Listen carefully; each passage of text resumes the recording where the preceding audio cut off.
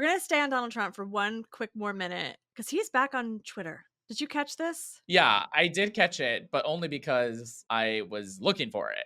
I don't think that it made the waves that a Trump Twitter announcement would have made in 2018 or 2019 when we all just sort of were at the mercy of his sticky little fingers on his iPhone 12 Kafifi. Fifi and Muslim bans and like all these things that he would just like remember just tweet out and then would become national policy. And like his own administration was like running to try to figure out how to do something that he decided at 3 a.m. was the right direction for the country. Yeah. And Elon Musk, lest we forget, he owns Twitter. So this was nothing short of just a political ad for Donald Trump. Judd Legum. Is that how you say his name? Sorry, Judd, if I'm calling you a bean and you're not.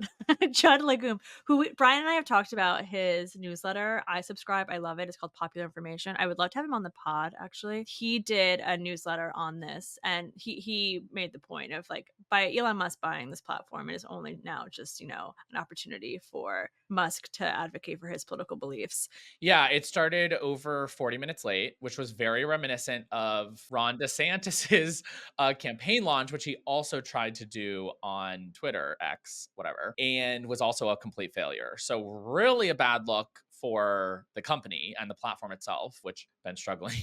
But yeah, I think that in thinking about why this is a close race, the second reason that always comes to mind is like how many institutional and systemic factors are working openly or secretly in favor of Republicans and Trump. And so to have what like the preeminent online forum for political conversation openly supporting a candidate and instituting policies and sometimes even violating those policies to advance the position of that candidate is like a very real factor to consider. I think about how the account White Dudes for Harris was banned and like blocked and then frozen. And I think about how it was reported that Kamala's account was frozen. People were unable to follow the account for a period of time during the first like 24 or 36 hours after the launch of her presidential campaign. And so like these very real sort of saboteur like actions from a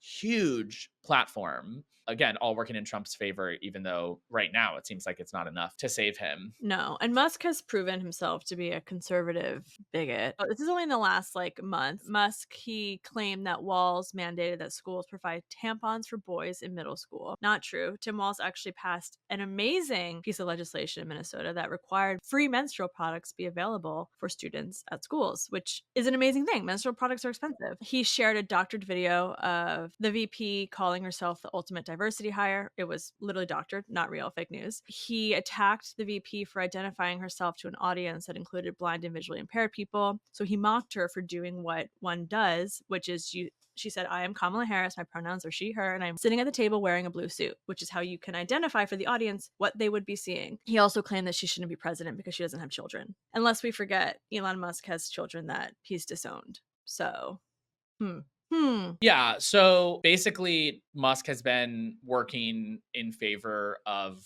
Trump all along. And this is just the next natural step in his campaign activities, which was to host Trump for this live interview that they were claiming, and Trump's team was claiming, was going to be the interview of the century. Quite a bold claim, especially when Oprah is still alive. But instead, we kind of got this like wackadoo catch up between two drunk uncles, like where neither one of them was normal. You know what I mean? Like like they were trying to outdo each other on who could be weirder and say more outrageous things. The conversation was super rambly, but there were a couple things that I would like to highlight. Number one, Elon starts out by talking about the assassination attempt against Trump and specifically saying that that is why he is supporting Donald Trump. Whether that's true or not, I don't really buy, but it should be embarrassing, even if it is true. The second thing was they did a weird bit on nuclear energy and how Musk was like, nuclear fallout is not really that big of a deal. And like did this weird dive into a topic that neither one of them seemed to be particularly educated about. Meanwhile, Biden's Department of Energy has like invested more in domestic nuclear fuel supply chain than any recent administration. So even if that is the policy you support, you're talking to the wrong guy. Right. And then there was also this quip about free speech coming from Elon Musk, which is hilarious. Someone who openly just bans accounts on Twitter that he disagrees with, saying that because he didn't shut down the media and didn't go shutter the CNN offices, that means that Trump believes in free speech. I think it's obvious that you're a believer and an advocate of free speech because during your first term as president, you were attacked relentlessly every day, often very unfairly with with false attacks, and you didn't try to shut down the media. You didn't try to uh, inhibit their freedom of speech, and I think that says a lot. Which of course is preposterous. And Trump has done more to erode free speech and damage the credibility of reputable news organizations than any other individual alive today. Sounds like a really compelling conversation.